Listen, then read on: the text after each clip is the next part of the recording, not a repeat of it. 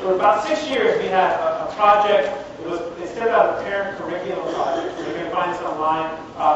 We had a group of parents that were engaged in this work right alongside the students.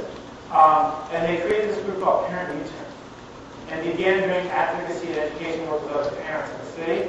And so they would come to the research seminars and the research right alongside the students and helping parents to understand what they need to do to be able to advocate for their kids.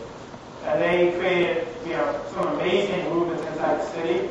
Now they are adjunct faculty and lecturers at Pepperdine University.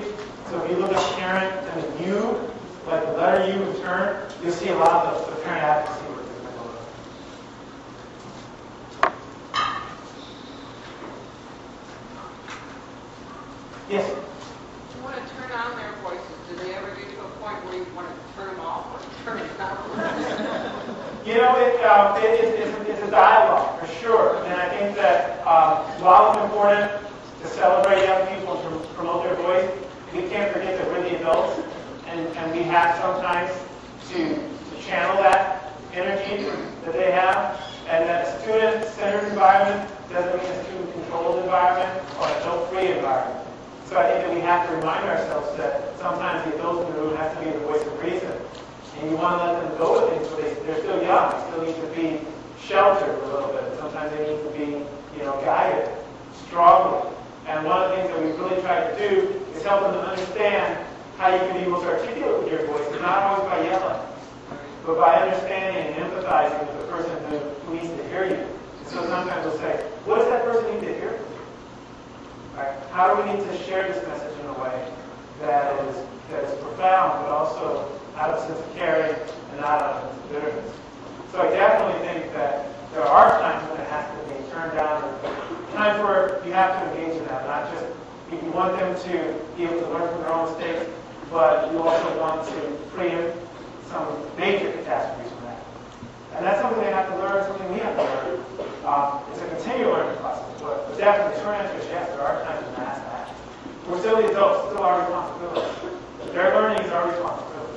So it's also empowerment negotiating. Right. Exactly. Yes.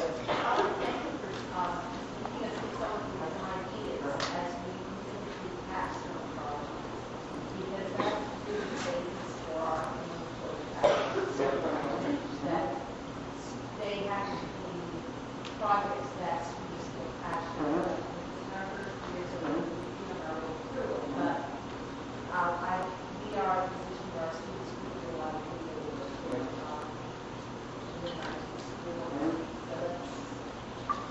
So it's a good idea. So we have done a lot of this. The Boston School that we worked in, this became a capstone project. So we did action research and service learning. And it became an important rite of passage. I was in Virginia, and an elementary school wanted to have a capstone project.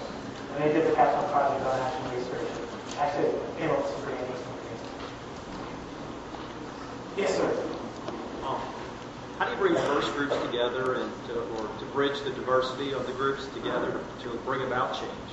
Well, what we try to do, as you can see, the group is about 50% Latino, 50% African American, half of them from the east side of the city, half of them from the south side. They told us 12 years ago, you cannot bring these groups together. They war with each other in the city. And we did it anyways. We haven't had any incidents. One of the things we try to do, when we look at a culturally responsive pedagogy, we look at culture as being defined multiply, not just by ethnicity, but by age, by geography. And one of the things that the young people find almost immediately is that we have a lot of the same concerns. We are affected by a lot of the same issues. None of us likes the fact that our schools are underfunded.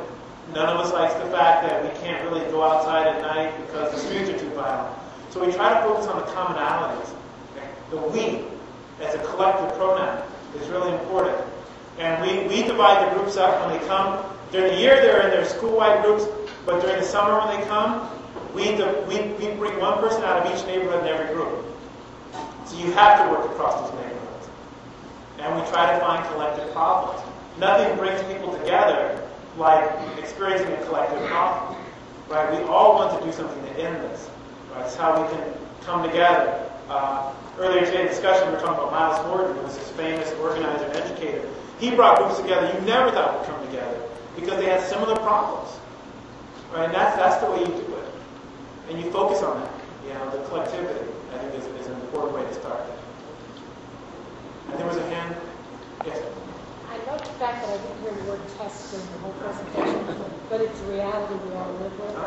Have you found that these students that have been so highly motivated and engaged because of the approach to having respect for the value and their confidence and so forth, that on the side that they are doing better in testing out of curiosity? Have they been tracked that at all? Yeah, it's hard to tell because you're comparing apples to nothing. Right. Because what happens is most kids drop out. So initially, the numbers will be depressed because you have students staying in school that would have traditionally dropped out. So sometimes the principal will say, thank you for that favor you did, right? Bringing another 100 students to actually lower their test scores. But what we found is increased engagement, increased college going, so they are taking the test, they are matriculating into university. The first group that we did this with in the 90s, all of them graduated high school, enrolled to college. A couple of them were teachers at the high school where they went. One of them is in a PhD program right now. And so they're certainly doing it. We have a lot of quantitative data about their achievement. It's hard when you say their test scores compared to test scores